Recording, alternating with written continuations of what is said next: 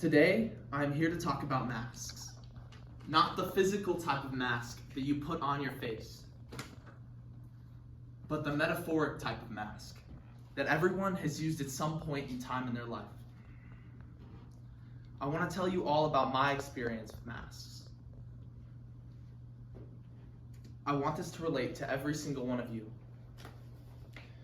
because I'm sure it will. Everyone puts on a mask at some point in their life, whether it is to fit in, to be loved, or not to be judged. My message to those of you graduating from Miss Marcano's speech class is to not use that mask because it has very many negative effects. Those who have put on a mask while giving a speech, while trying to make friends, or anything to do with it, do it for those reasons. Recently, I had a talk with someone that I used to be very close to. This person doesn't give a shit about what anyone thinks of them. After one night of just straight talking out my feelings, my real feelings, she is now one of my closest friends. Right after we got done talking, we took the speech I was going to write and deleted it all because I had new motivation for this speech.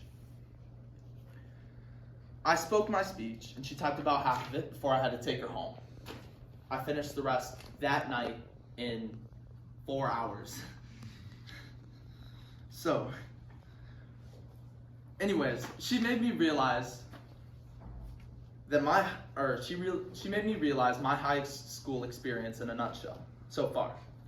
She made me realize that for the last 2.5 years, 90% of the time I've been at Arrowhead, I have had a mask, a metaphoric mask on my face. How she made me come to this, I don't know. What she did is still magic to me. And honestly, she is very inspiring. First, I want to talk about what she made me realize. She made me realize that I can be a better person without acting fake. She made me understand where I went wrong. She made me realize that life can be better if it is truly your life and not a persona that you put on. She made me realize that once you are truly yourself, you see the best things in life better.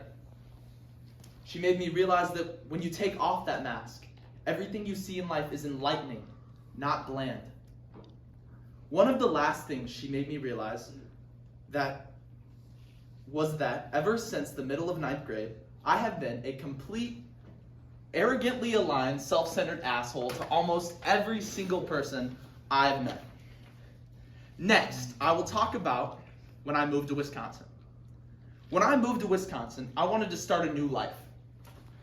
I wanted to be popular. I wanted to be loved.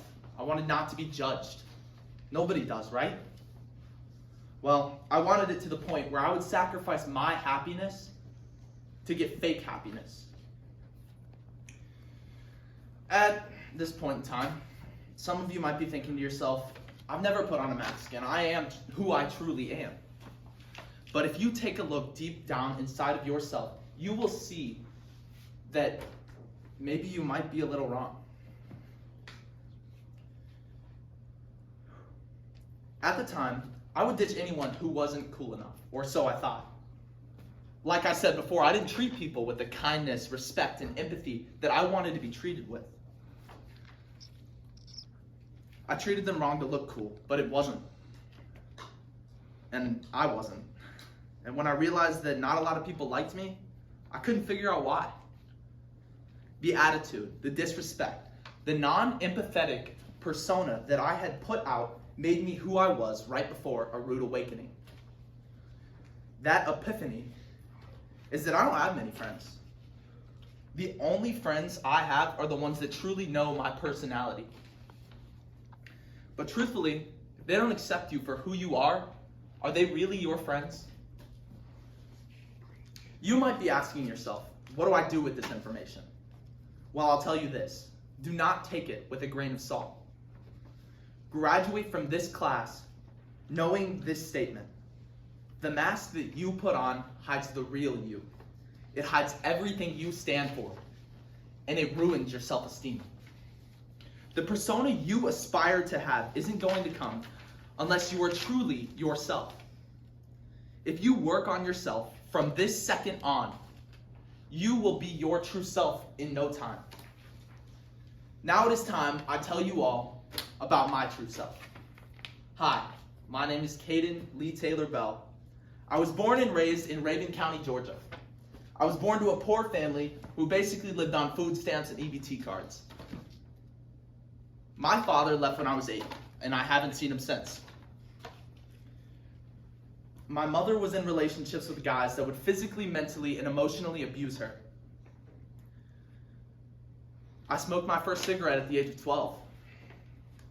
And recently, I've quit my nicotine addiction that I've been on and off of for years.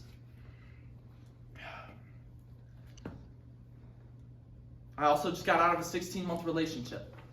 And honestly, since I found out who I truly was, I realized that was wrong for me. And I've never felt better. I'm funny. I'm smart with little common sense, but I know when to be serious. I struggle with depression and anxiety, but I always keep a smile on my face when I'm in public. I'm not cool. I'm not popular. I'm the opposite of what I tried to make myself look like I was. Every night, when I get home from school or work at Myers, if I'm not hanging out with my close friends, I play Xbox and I watch YouTube for hours. I am a history nerd. I collect coins from around the world, and I'm proud of it. I'm not the person you think I am unless you are the 3 people in this room who truly know the real me. If you don't like me, or you don't like what I've said here, guess what?